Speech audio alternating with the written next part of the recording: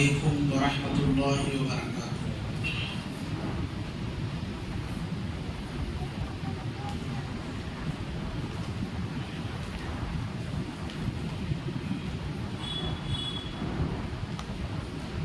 الحمد للہ رب العالمین والصلاة والسلام على سید المرسلین، اما بعد، اعوذ باللہ من الشیطان الرجیم، بسم اللہ الرحمن الرحیم۔ ومن يرغب عن ملة إبراهيم إلا من سفي نفسه ولقد اصطفيناه في الدنيا وإنه في الآخرة لمن الصالحين إذ قال له ربه أسلم قال أسلمت لرب العالمين۔ محترم حضرات، بزرگوں، نوجوان ساتھیوں، پردہ نشین خواتین اسلام، عزیز بچوں، حضرت ابراہیم علیہ السلام کی زندگی سے کچھ اہم اسباق اس مرکزی عنوان کے تحت ہم اور آپ ہفتہ واری درس سن رہے ہیں۔ گزشتہ ہفتہ واری دروس میں حضرت ابراہیم علیہ السلام کی زندگی سے کچھ اہم اسباق بیان کیے گئے تھے۔ اب ہم اس سلسلے کو آگے بڑھاتے ہیں۔ انہی اسباق میں سے ایک اہم سبق ہم کو یہ بھی ملتا ہے کہ حضرت ابراہیم علیہ السلام جس طرح سے اللہ کے مطیع و فرما بردار تھے، جس طرح سے وہ خود اطاعت و فرما برداری کے راستے پر چلے، اسی طرح سے انہوں نے اپنی اولاد کو بھی اطاعت و فرما برداری کے راستے پر چلایا۔ جس طرح سے ابراہیم علیہ السلام نے خود دین کے راستے کو اپنایا اور اس پر استقامت اختیار کی، اپنی اولاد، اپنے بچوں کو بھی دین کے راستے پر چلایا۔ اپنی اولاد کے تعلق سے، ان کی آخرت کو بنانے اور سنوارنے کے تعلق سے حضرت ابراہیم علیہ السلام کے اندر جو تڑپ تھی، جو فکر تھی، وہی فکر، وہی تڑپ ہر ماں باپ کے اندر ہونی چاہیے۔ آپ غور کریں، اللہ تعالیٰ نے حضرت ابراہیم علیہ السلام کو جب اس کائنات کا امام بنایا، اللہ تعالیٰ نے فرمایا قال انی جاعلک للناس اماما، اے ابراہیم میں تمہیں تمام لوگوں کا امام بناتا ہوں۔ تو فوراً حضرت ابراہیم علیہ السلام نے کہا ومن ذریتی، اے اللہ میری اولاد کا کیا ہوگا، میرے بچوں کا کیا ہوگا؟ اولاد کے مستقبل کو لے کر ابراہیم علیہ السلام فکر مند ہوئی۔ یہی فکر ہر ذمہ دار والدین کے اندر ہونی چاہیے۔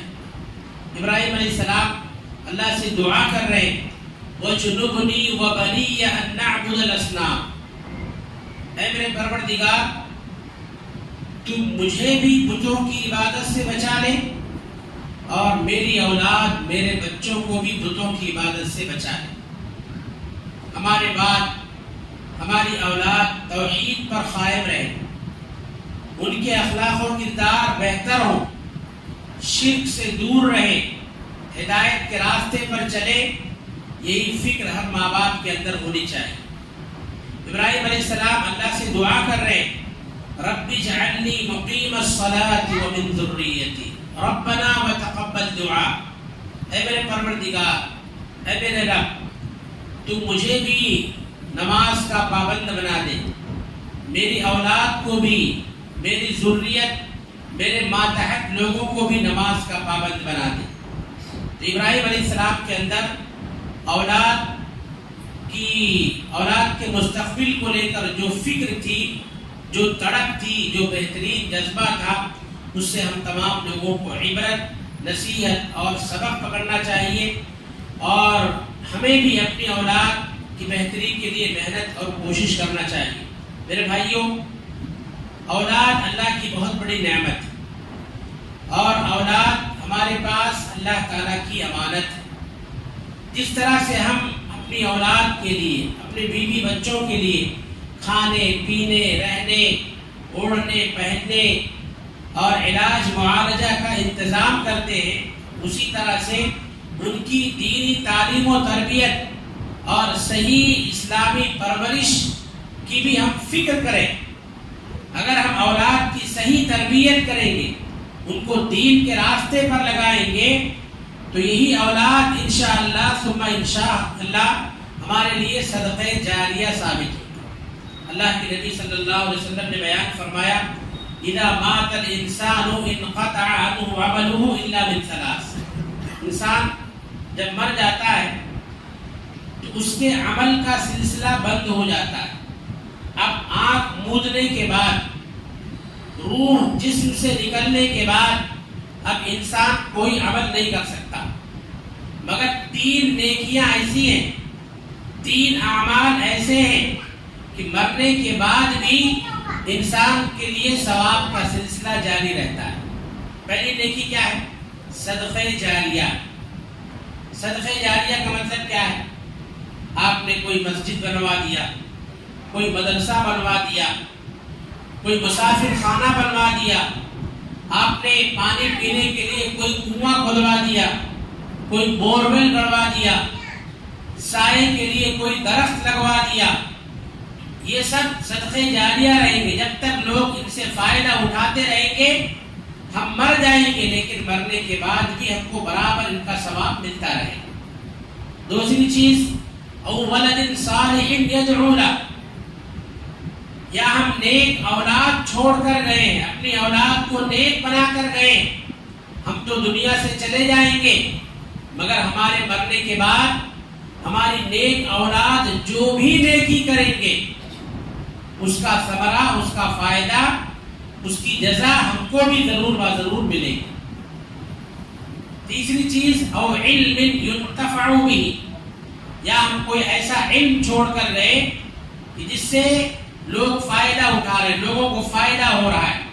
ہم لوگوں کو قرآن و حدیث پڑھا کر گئے، قرآن و حدیث کا علم دے کر گئے، یا کوئی بہترین شاگرد چھوڑ کر گئے جو دین کی خدمت میں لگے ہوئے ہیں، یا نفع بخش کتابیں تصنیف کر کے گئے، نفع بخش کتابیں لکھ کر گئے جس سے لوگ فائدہ اٹھا رہے ہیں۔ جب تک لوگ اس سے فائدہ اٹھاتے رہیں گے، تب تک ہمیں اس کا ثواب برابر ملتا رہے گا۔ تو اولاد کو نیک بنانا، تبھی ہماری اولاد ہمارے آنکھوں کی ٹھنڈک ثابت ہوگی، دنیا میں بھی اور آخرت کے اندر بھی۔ تو حضرت ابراہیم خلیل اللہ علیہ السلام کے اندر اپنے بچوں کے مستقبل کے لیے جو تڑپ اور جو فکر تھی، ہر ذمہ دار والدین اور ہر ذمہ دار ماں باپ کے اندر وہی تڑپ اور وہی جذبہ ہونا چاہیے۔ جس طرح سے ہم بچوں کی دنیاوی مصلحت کا خیال کرتے ہیں، ان کے دنیاوی مفادات کا خیال کرتے ہیں، اسی طرح سے بچوں کے دینی مفادات کا، بلکہ اس سے زیادہ بچوں کے دینی مفادات کا خیال رکھیں، دینی مصلحت کا خیال رکھیں۔ آپ غور کریں، حضرت ابراہیم علیہ السلام اپنی بیوی ہاجرہ اور اپنے بیٹے اسماعیل علیہ السلام کو مکہ کی بیاب و گیا وادی میں چھوڑ کر آتے، ایسی جگہ جہاں نہ کوئی مونس و غمخوار ہے، نہ کوئی مددگار ہے، کوئی مخلوق وہاں نہیں بستی ہے، نہ چرند ہے نہ پرند ہے۔ اللہ نے فرمایا بواد غیر ذی زرع، ایسی سرزمین، ایسی وادی جو کھیتی باڑی والی اپجاؤ سرزمین نہیں تھی، ایسی جگہ پر ابراہیم علیہ السلام چھوڑ کر آتے، جہاں اسباب و وسائل نہیں، پانی کی فراوانی نہیں، غلہ اناج وغیرہ کی سہولت نہیں۔ عام طور پر لوگ اپنے بچوں کو، اپنی اولاد کو، اپنی بیویوں کو کہاں بساتے ہیں؟ جہاں چہل پہل ہو، علاقہ جو ہے بہتر ہو، ہر اعتبار سے ان کے لیے پرامن ہو، ہر اعتبار سے ان کے لیے مناسب ہو، ایسی جگہوں کو لوگ خود بھی پسند کرتے ہیں، اپنے بچوں کے لیے، اپنی اولاد کے لیے بھی پسند کرتے ہیں۔ تو آج لوگوں کا معیار انتخاب کچھ اور ہے، مگر حضرت ابراہیم علیہ السلام کا معیار انتخاب یہ نہیں تھا۔ جب انہوں نے اپنی اولاد کو آباد کیا تو کیا کہا؟ ربنا لیقیموا الصلاۃ، اے ہمارے پروردگار، ہم یہاں چھوڑ کر جا رہے ہیں تاکہ یہ لوگ نماز قائم کریں۔ تو دین کی عظمت اور دین کی سربلندی کے لیے، دین کی حفاظت اور نگہداشت کے لیے حضرت ابراہیم علیہ السلام نے اپنی ذریت کو مکہ کی بیاب و گیا وادی میں آباد کیا۔ پتہ یہ چلا کہ بچوں کے دنیاوی مفادات سے زیادہ ان کے دینی مفادات ہمارے پیش نظر ہونا چاہیے۔ ان کے دنیاوی فائدوں سے زیادہ دینی مصالح اور دینی فائدوں کو ہمیں زیادہ ترجیح دینا چاہیے، جیسا کہ حضرت ابراہیم علیہ السلام نے کیا۔ اور بچے ہمارے حق میں بہتر ہوں، فائدے مند ہوں اور دین کے کاموں میں ہمارے لیے ممد و معاون ثابت ہوں، اس کے لیے ہمیشہ اللہ رب العالمین سے دعا بھی کرنا چاہیے، اور اپنی اولاد کو، اپنے بچوں کو تب تک نصیحت اور وصیت بھی کرتے رہنا چاہیے۔ آپ دیکھیں آخری ایام میں ابراہیم علیہ السلام وصیت کر رہے ہیں، وَوَصَّى بِهَا إِبْرَاهِيمُ بَنِيهِ وَيَعْقُوبُ يَا بَنِيَّ إِنَّ اللَّهَ اصْطَفَىٰ لَكُمُ الدِّينَ، اے میرے بچوں، اے میری اولاد، اللہ نے تمہارے لیے دین کو منتخب کیا ہے، اللہ نے تمہارے لیے دین کو چن لیا ہے۔ فَلَا تَمُوتُنَّ إِلَّا وَأَنْتُمْ مُسْلِمُونَ، جب تمہاری موت آئے تو اسلام کی حالت میں موت آئے۔ بچوں کو دیندار بنانے کی کوشش کرنا اور بار بار ان کو وصیت بھی کرنا، نصیحت بھی کرنا، دین پر چلنے کے طور طریقے ان کو سمجھانا۔ انبیاء علیہ السلام، صحابہ کرام، اسلاف کرام کے عبرت آموز قصے اور واقعات ان کو سنا کر ان کی تربیت کرتے رہنا اور دین پر انہیں قائم و دائم رکھنے کے لیے کوشش کرنا، یہ حضرت ابراہیم علیہ السلام کی زندگی کا بڑا اہم سبق تھا۔ اسی طرح سے حضرت ابراہیم علیہ السلام کی زندگی سے ملنے والے اسباب میں سے ایک اہم سبق مہمان نوازی۔ ابراہیم علیہ السلام بہت بڑے مہمان نواز تھے۔ آپ غور کریں، قرآن مجید میں بیشتر مقامات پر اللہ نے اس واقعے کو بیان فرمایا ہے۔ حضرت ابراہیم علیہ السلام کے پاس فرشتوں کی ایک جماعت آئی، جس میں خاص طور پر حضرت جبرائیل، حضرت میکائیل اور حضرت اسرافیل علیہ السلام تھے۔ ابراہیم علیہ السلام کے پاس یہ لوگ خوبصورت انسانی نوجوانوں کی شکل میں پہنچے۔ ابراہیم علیہ السلام کے پاس پہنچے، ابراہیم علیہ السلام کو سلام کیا۔ ابراہیم علیہ السلام نے جواب میں کہا سلام علیکم، تم پر سلامتی ہو، یا سلام قوم منکرون، آپ لوگ اجنبی ہیں، میں آپ لوگوں کو نہیں پہچانتا ہوں۔ اجنبی والی بات دل میں کہا، اجنبی لوگوں پر میری جانب سے بھی سلامتی۔ مہمان ان کے لیے اجنبی تھے، مگر ابراہیم علیہ السلام کے اندر مہمانوں کے استقبال کا جذبہ دیکھیے۔ فوراً گئے، گھر میں بچڑا موجود تھا، اس کو ذبح کیا اور اس کو باقاعدہ بھون کر لے کر آئے۔ فراغ بِأَهْلِهِ اسجا جو ہے فوراً اپنے گھر والوں کی طرف گئے۔ فجاء بعجل سمین، بعض روایتوں میں بعجل حنیذ، ابراہیم علیہ السلام بھنا ہوا بچڑا، موٹا تازہ بھنا ہوا بچڑا لا کر مہمانوں کے سامنے حاضر کر دیا۔ مگر دیکھا کہ مہمان کھانے کی طرف ہاتھ نہیں بڑھا رہے۔ میں نے ان کے لیے اتنی کوشش کیا، اتنی تیاری کیا، مگر یہ کھانے کی طرف ہاتھ نہیں بڑھا رہے۔ یہاں ایک بات یہ معلوم ہوتی ہے، مفسرین نے لکھا ہے کہ آپ کے پاس مہمان آئے تو آپ کو اپنی طاقت کے حساب سے مہمانوں کا استقبال کرنا چاہیے۔ جو موجود ہو، جو ماحضر ہو، نیت آپ کی خالص ہو، اللہ کی رضا کے لیے مہمانوں کا استقبال کیجیے۔ ضرورت سے زیادہ تکلف میں مت پڑیے، جس سے بعد میں وہ چیز آپ کے لیے پریشانی کا باعث بن جائے۔ جو موجود ہو اسی سے مہمانوں کا استقبال کیجیے۔ ابراہیم علیہ السلام نے دیکھا کہ مہمانوں کے ہاتھ کھانے کی طرف نہیں بڑھ رہے ہیں، فلما رأى أيديهم لا تصل إليه، جب انہوں نے دیکھا ہاتھ نہیں بڑھ رہے، نکرہم، ان کو اچھا نہیں لگا۔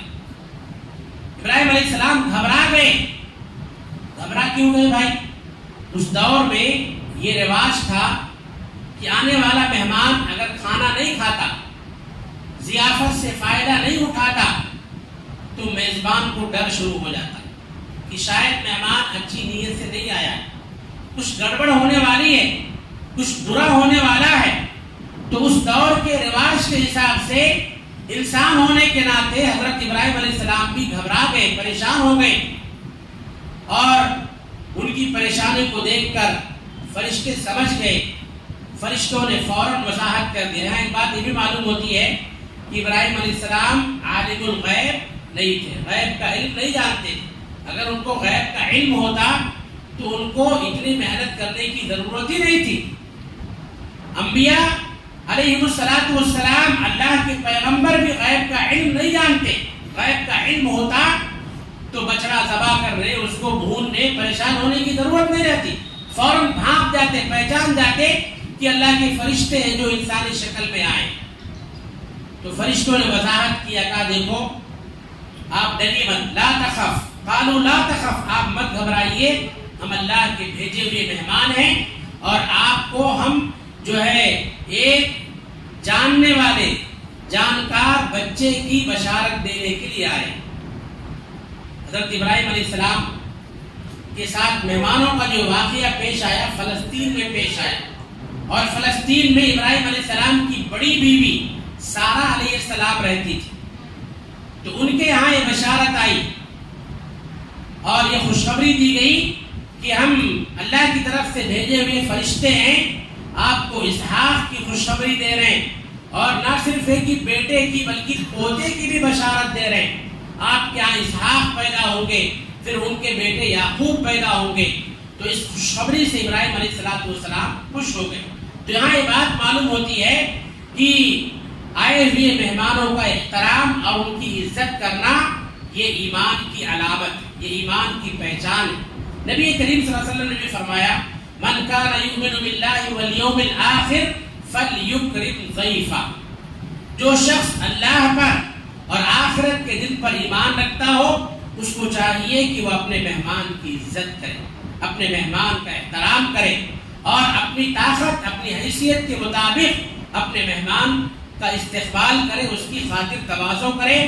مہمان کی عزت کرنا، اس کا احترام کرنا، یہ ایمان کی شان اور ایمان کی نشانی ہے، ایمان کی علامت ہے۔ خود اللہ کے نبی صلی اللہ علیہ وسلم نے اس کو ایمان کی علامت اور ایمان کی نشانی قرار دیا۔ تو ابراہیم علیہ السلام کی زندگی سے یہ بھی ایک اہم سبق ملتا ہے۔ ایک اہم سبق ابراہیم علیہ السلام کی زندگی سے یہ بھی ملتا ہے کہ حضرت ابراہیم علیہ السلام کے اندر انسانوں کے تعلق سے بڑی ہمدردی تھی، ہمدردی کے جذبات بہت زیادہ تھے۔ سامنے والا ظالم ہی کیوں نہ ہو، سامنے والا مجرم ہی کیوں نہ ہو، مگر انسانیت کی ہمدردی کا جذبہ حضرت ابراہیم علیہ السلام کے اندر کوٹ کوٹ کر بھرا ہوا تھا۔ آپ غور کریں، قرآن میں اللہ نے اس کو بیان فرمایا ہے۔ ابراہیم علیہ السلام کے پاس جب فرشتے جو ہے انسانی شکل میں آئے مہمان بن کر، ابراہیم علیہ السلام جو ہے جب ان سے بات چیت کر کے فارغ ہوئے تو ابراہیم علیہ السلام نے کہا ان سے، قال فما خطبكم ایھا المرسلون، اے بھیجے ہوئے فرشتوں، اے بھیجے ہوئے لوگوں، بتاؤ اس کے بعد کیا ارادہ ہے، کہاں جانا ہے؟ تو ان فرشتوں نے جواب دیا، کہا انا مہلکو اہل هذه القرية، یہ سامنے جو بستی دکھ رہی ہے، ہم اس بستی کو ہلاک کرنے کے لیے آئے، اللہ کا عذاب لے کر آئے، مجرم قوم کو ہلاک و برباد کرنے کے لیے اللہ کے حکم سے آئے۔ اتنا سننا تھا، ابراہیم علیہ السلام تڑپ اٹھے۔ ان کے اندر جو انسانیت تھی، انسانیت ان کو جھنجھوڑنے لگی، اور ابراہیم علیہ السلام کے تعلق سے اللہ نے فرمایا، یجادلنا فی قوم لوط، قوم لوط کے بارے میں ابراہیم علیہ السلام ہم سے جھگڑنے لگے، بحث کرنے لگے، تکرار کرنے لگے۔ ابراہیم علیہ السلام جانتے تھے کہ جس قوم پر یہ فرشتے عذاب نازل کرنے کے لیے آئے ہیں وہ قوم لوط ہے. ان کی بدمعاشی، ان کی شرارتیں، ان کے جرائم، ان کی گھناؤنی اور خبیث حرکتوں سے حضرت ابراہیم علیہ السلام واقف تھے، جانتے تھے کہ یہ ظالم ہیں، بدکار ہیں، گنہگار ہیں. لیکن اس کے باوجود ابراہیم علیہ السلام اس قوم کے لیے اللہ تعالیٰ سے بحث کر رہے ہیں، اللہ تعالیٰ سے گفتگو کر رہے ہیں. اللہ سے کیا گفتگو کی ابراہیم علیہ السلام؟ اللہ ایک موقع اور دے دے. یہ نادان ہیں، ہو سکتا ہے یہ لوگ اپنی اصلاح کر لیں، نیک انسان بن جائیں، اپنے گناہوں سے توبہ کر لیں، بری عادتوں کو چھوڑ دیں. ابراہیم علیہ السلام نے اللہ تعالیٰ سے بحث کیا، گفتگو کی. تو جو فرشتے آئے ہوئے تھے، فرشتوں نے جواب دیا، کہا یا ابراہیم اعرض عن ھذا، اے ابراہیم آپ ان کے چکر میں مت پڑیے، آپ ان سے کنارہ کشی اختیار کر لیجئے، ان کا معاملہ چھوڑ دیجئے. انہ قد جاء امر ربک، بے شک آپ کے رب کا حکم آ چکا ہے، آپ کے رب کی طرف سے ان کی ہلاکت کا فیصلہ ہو چکا ہے. وَإِنَّهُمْ آتِيهِمْ عَذَابٌ غَيْرُ مَرْدُودٍ، ان پر اللہ کی طرف سے عذاب کا، جس عذاب کا فیصلہ ہو چکا ہے وہ عذاب ٹلنے والا نہیں ہے. اللہ کا حکم ان کے بارے میں بدلنے والا نہیں ہے، لہذا ان کے بارے میں کچھ بھی بات چیت کرنے کا کوئی فائدہ نہیں. آپ اس معاملے سے ہٹ جائیے، آپ ان سے کنارہ کشی اختیار کیجئے، آپ اس معاملے کو اللہ کے حوالے کر دیجئے. حضرت ابراہیم علیہ السلام کی فکر ابھی ختم نہیں ہوئی. ابراہیم علیہ السلام نے کہا قال ان فیہا لوطا، رب العالمین اس میں ہمارے بھتیجے لوط بھی ہیں، اللہ کے نبی ہیں، ہمارے بھتیجے ہیں. فرشتوں نے کہا نحن اعلم بمن فیہا، اس میں کون کون لوگ ہیں، کون مومن ہیں، کون کافر، ہم اچھی طرح جانتے ہیں. لننجینہ واہلہ الا امرأتہ، ہم لوط علیہ السلام اور ان کے گھر والوں کو، ایمان والوں کو بچا لیں گے سوائے ان کی بیوی کے. انہا کانت من الغابرین، وہ پیچھے رہ جانے والوں میں سے تھی. اس نے لوط علیہ السلام کا ساتھ دینے کے بجائے اس بری قوم کا ساتھ دیا، لہذا وہ بھی عذاب کا لقمہ بن جائے. تو آپ غور کریں تھوڑی دیر کے لیے، حضرت ابراہیم علیہ السلام کے اندر انسانوں کے لیے ہمدردی کیسی تھی. اللہ کے پیغمبر تھے، قوم کا جرم جانتے تھے، قوم کے گناہ سے واقف تھے، ان کی گھناؤنی اور خبیث حرکتوں سے واقف تھے کہ یہ سب کے سب ظالم ہیں، گنہگار ہیں، اللہ کے عذاب کا ان کے لیے فیصلہ ہو چکا ہے. مگر ایک انسان ہونے کے ناطے حضرت ابراہیم علیہ السلام نے اللہ رب العالمین سے اس سلسلے میں گفتگو کیا، اللہ تعالیٰ سے بات کیا. ہو سکتا ہے اللہ تعالیٰ ان کو ایک موقع اور دے دے. تو جو تڑپ حضرت ابراہیم علیہ السلام کے اندر تھی، جو ہمدردی قوم کے لیے ابراہیم علیہ السلام کے اندر تھی، وہی ہمدردی ہمارے اندر بھی ہونی چاہیے. وہی تڑپ، وہی جذبہ ہمارے اندر، ہر مسلمان کے اندر، ہر انسان کے اندر ہونا چاہیے. حضرت ابراہیم علیہ السلام کی زندگی ہم تمام لوگوں کو یہ سبق بھی دیتی ہے. اسی لیے اللہ نے فرمایا انہو لحلیم اواہ منیب. حضرت ابراہیم علیہ السلام حلیم تھے. حلیم جانتے ہیں کس کو کہتے ہیں؟ حلیم کے معنی دیکھیے، حلیم یہ صابر سے بڑا ہوتا ہے، صبر کرنے والے سے بڑا ہوتا ہے، جس کے اندر برداشت کا مادہ حد سے زیادہ ہو، اس کو حلیم کہتے ہیں. ناگوار چیز کو دیکھ کر یا اپنے خلاف ظلم کو دیکھ کر بھی اس کے ماتھے پر شکن نہ آئے، اس کی پیشانی پر بل نہ آئے، ایسے شخص کو حلیم کہا جاتا ہے. اواہ کہتے ہیں نرم دل. حضرت ابراہیم علیہ السلام نرم دل تھے، منیب اور مکمل طور پر، پورے طور پر اللہ کی طرف رجوع ہونے والے تھے. تو حضرت ابراہیم علیہ السلام کی شخصیت ہم تمام لوگوں کے لیے بڑی ممتاز شخصیت ہے. ان کی زندگی سے بے شمار اسباق ہم تمام لوگوں کو حاصل ہوتے ہیں. ایک آخری بات، ابراہیم علیہ السلام کی زندگی سے ہم کو یہ بھی سبق ملتا ہے کہ ہم جو بھی نیکی کرتے ہیں، جو بھی عمل کرتے ہیں، اپنے اعمال کی قبولیت کے لیے فکر مند ہو، اللہ تعالیٰ سے قبولیت کے لیے دعا بھی کریں. ابراہیم علیہ السلام اور اسماعیل علیہ السلام خانہ کعبہ کی تعمیر کر رہے ہیں. اور تعمیر کرتے کرتے اللہ سے یہ دعا کر رہے ہیں ربنا تقبل منا انک انت السمیع العلیم، اے ہمارے پروردگار تو ہماری اس کوشش کو، ہماری اس خدمت کو قبول فرمائے۔ اپنے عمل پر وہ نازا و فرحہ نہیں ہوئے، وہ اترائے نہیں، بلکہ عمل کی قبولیت کے لیے اللہ سے دعا کر رہے ہیں۔ تو ہم جو بھی نیکی کریں، چھوٹی یا بڑی، جو بھی عمل کریں چھوٹا یا بڑا، اس کی قبولیت کے لیے فکر مند ہوں اور اس کے قبول کرانے کے لیے اللہ رب العالمین سے دعا بھی کریں۔ تو 2-3 ہفتوں میں نے جو ہے تقریباً 10 بہترین اسباب حضرت ابراہیم علیہ السلام کی زندگی سے ہمیں کیا حاصل ہوتے ہیں، 10 بہترین اسباب بیان فرمائے ہیں جو ہم سب کے لیے بہت مفید ہیں، بہت کارآمد ہیں۔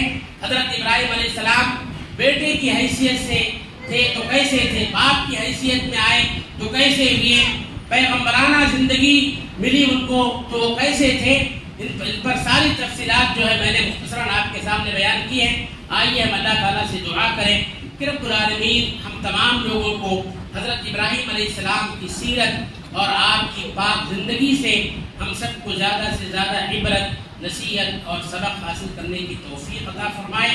اللہ تعالیٰ اگر ہم بیٹے کی حیثیت میں ہیں تو ہم کو بہتر اور فرما بردار بیٹا بننے کی توفیق عطا فرمائے۔ اگر ہم باپ کی حیثیت میں ہیں، والدین کی حیثیت میں ہیں، تو اللہ تعالیٰ ہم سب کو ذمہ دار ماں باپ اور ایک ذمہ دار والدین بننے کی توفیق عطا فرمائے۔ اگر ہم قوم کے بڑے اور قوم کے پیشوا کی حیثیت میں ہیں تو اللہ تعالیٰ ہم سب کو قوم کا ہمدرد بنائے اور قوم کے اچھے برے میں اللہ تعالیٰ ہم سب کو شریک ہونے والا بنائے۔ رب العالمین ہم جو بھی نیک اعمال کریں، ہمارے چھوٹے بڑے تمام نیک اعمال کو قبول فرمائے اور ہمارے نیک اعمال کو ہم سب کے لیے دنیا و آخرت میں نجات کا ذریعہ بنائے۔ جو لوگ بھی اللہ کی بارگاہ میں قربانیاں پیش کر رہے ہیں، اللہ تعالیٰ سب کی قربانیوں کو قبول فرمائے اور رب العالمین ہم سب کو اعمال خیر سے محبت کرنے، ان کو اختیار کرنے، اعمال شر سے نفرت کرنے، ان سے اجتناب کرنے کی نیک توفیق عطا فرمائے۔ آمین ثم آمین۔ اقول قولی ھذا استغفر اللہ لی ولکم ولسائر المسلمین فاستغفروہ انہ هو الغفور الرحیم۔ وآخر دعوانا الحمد للہ رب العالمین۔ السلام علیکم ورحمۃ اللہ وبرکاتہ۔